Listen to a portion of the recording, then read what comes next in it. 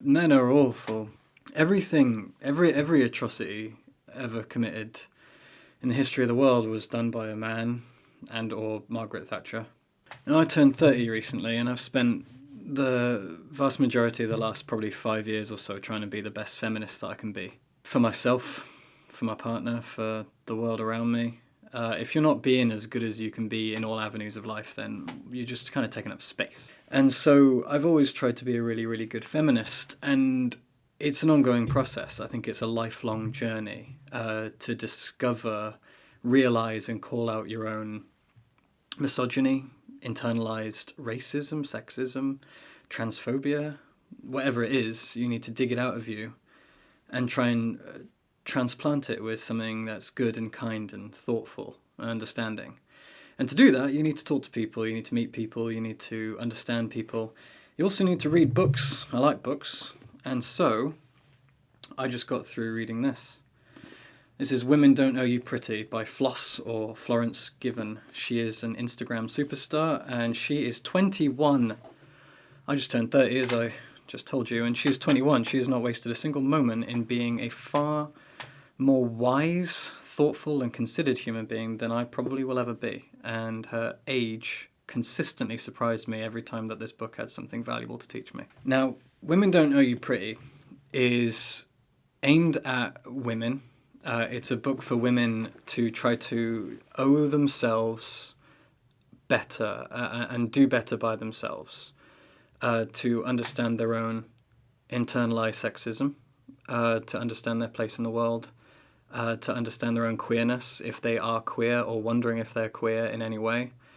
But it's also a book for everyone. It's a book for anyone of any gender to read and just become a better feminist, a better person. I learned two valuable things from this book, or at least my learning went down two different avenues.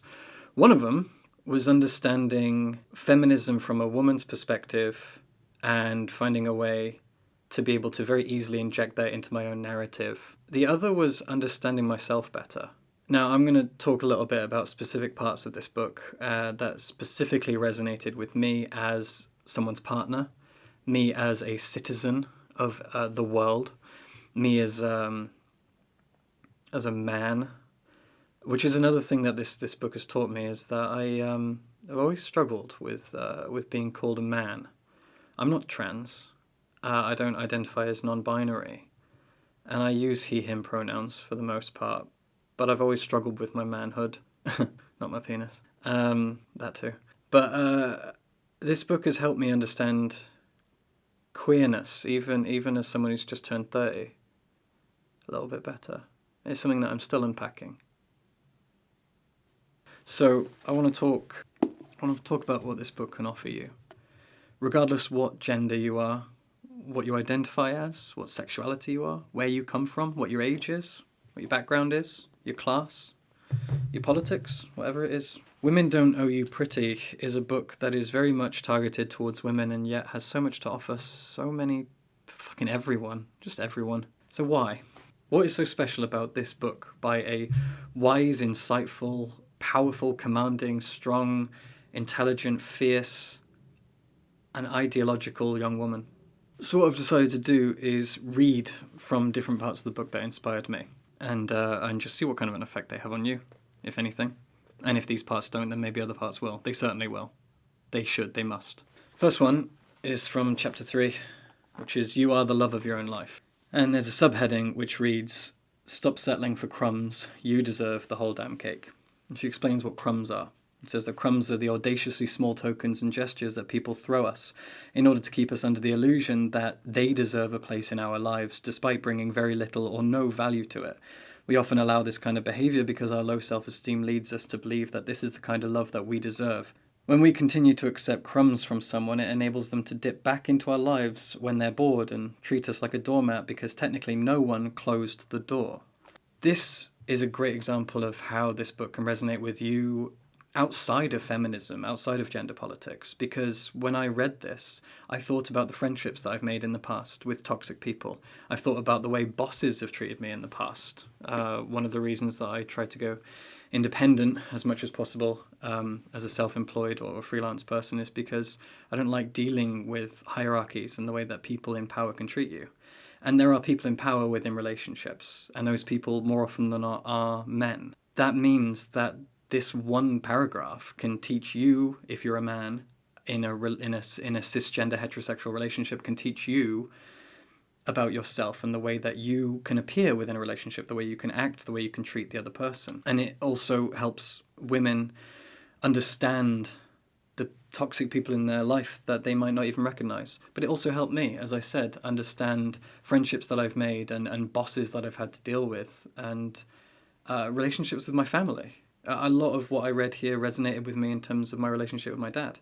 I think one of the most valuable lessons that I learned from this book was the idea that society exists as a passage through which internalized misogyny runs constantly. At the very, very beginning of chapter 5, which is called Refuse to Find Comfort in Other Women's Flaws, it talks about what flaws are. And it says that flaws are seeds planted in our minds by manipulative power systems to make us feel so insecure that we buy products that promise that we will be more acceptable, more desirable, and more physically attractive. The beauty standards of our society are racist, fatphobic, ageist, and quite frankly confusing. The things you feel most insecure about in your body are more likely a direct result of capitalism because it works very hard to make sure that you will never feel enough without the aid of its products. Now, as an anti-capitalist, socialist person, immediately big signs start being thrown up about how this book intrinsically ties into politics beyond gender politics.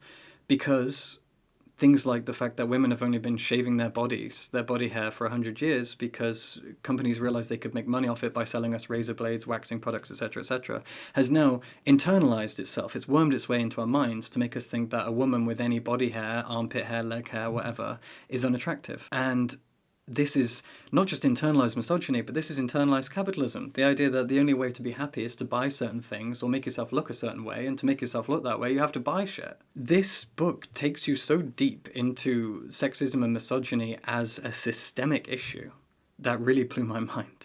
I'm just going to read out one more passage because it had an enormous effect on me, and it's about heteronormativity. Something that a lot of conservative politicians, especially in the United States, talk about is the idea that homosexuality or the existence of trans people, any kind of queerness, has a very negative effect, a brainwashing effect on people. And obviously this raises my hackles, it gets me angry, it gets a lot of people very angry. But I could never put into words in the way that Floss has here why that is. And in this one paragraph, she absolutely sums it up perfectly. On page 118, she says that heterosexuality is the fairy tale we are spoon-fed growing up. We see it on our TV screens, learn about it in sex ed, and read about it in our bedtime stories. I like to call this relentless bombardment, quite simply, heterifying. Something so straight and heteronormative that it makes you feel heterified. There's a lot of debate about casting too many queer roles in the media in fear that it will brainwash the youth. But queer representation in the media isn't going to brainwash your child, boomer, because heteronormativity already has. I fucking love that bit. Everything is brainwashing. Everyone gets brainwashed by discourse or by whatever is considered normal. And normalcy is created only by brainwashing people on a mass scale. And the idea that heteronormativity exists at all is a product of brainwashing that has been done through generations within cultures, across geographical landscapes, within legal systems, religions, and cultures for centuries. This is brainwashing. By inserting queer culture into our media, by teaching people about queer culture, by understanding queer culture better, we're not brainwashing anyone. We are unbrainwashing or undoing decades and centuries of brainwashing that has been done through politics, religions, economics even. There's nothing more freeing than reading a book like this. A book like Women Don't Owe You Pretty allows you to examine yourself, and of course it allows you to call out your own internalized misogyny, sexism. Of course there are harsh truths to be learned here, where you have to read it and think, shit, I engage with this toxic discourse. I have a role to play in sexism. I have done bad things. I have made mistakes. and you learn from those. But that's not all. This isn't just that. This is a positive book for positive change in people. And the only kinds of people who are not going to learn from this and take something positive away are people who are full of hate and bile. And I don't have any truck with those people anyway. This book has allowed me to understand my role within my relationship, my role within my own culture, my role in the world, my role in everything. Since about 2013, I started getting into trans politics quite a lot. It started because I was a huge fan of the punk band Against Me, and when their singer transitioned, Laura Jane Grace came out as trans, that had a huge effect on me. And even though I am not transgender myself, I always identify with the trans community because it's a group of people who get to live their own truths, people who get to rewrite their own stories. And I really like that because I never liked the society that I was born into. I didn't like there was a lot that I didn't like about myself growing up, and you can change that if you want to. And understanding trans politics allowed me to understand that I could do that. That was really nice, and that was really comforting. But reading a book like this also allows me to understand myself on an even deeper level. So while, again, I like to reinforce that this beautiful book, which celebrates femininity and pinkness, and it's all fucking leopard print, and it's gorgeous. But it's so, like, if you're a masculine kind of a guy, if you're a cisgender heterosexual guy, and you think this isn't a book for you, you're fucking wrong. Don't let anything dissuade you from reading this, and not just learning from it, but celebrating yourself and learning something very valuable from it. It's not something that I can put into words, unpacking and trying to understand and get to grips with what this has changed within me. But it goes far beyond the feminist and feminine narratives within the book. But just, I think, gender politics and sexual politics and queer politics, a lot of it has really resonated with me in a huge way. All right, tell a lie. I'm actually going to read out one more bit, and it's to give, I think, a very succinct example of how many people and how many ways that this book can influence and affect your life. And it's from, I'm not even sure what chapter, but I'm very happy to find out that it's on page 69. Nice. And it's just a tiny paragraph that says, if someone tells you that you are too much, it's because they don't feel enough. If someone tells you that you're too sensitive, it's because deep down they envy your ability to be vulnerable, your capacity to feel, and the freedom you give yourself to express your feelings. Hurt people hurt people. I love that little play on words there. Hurt people hurt people. That's clever, that is. But it also resonated with me, again, pointing out that I am well, I'm not really sure what I am.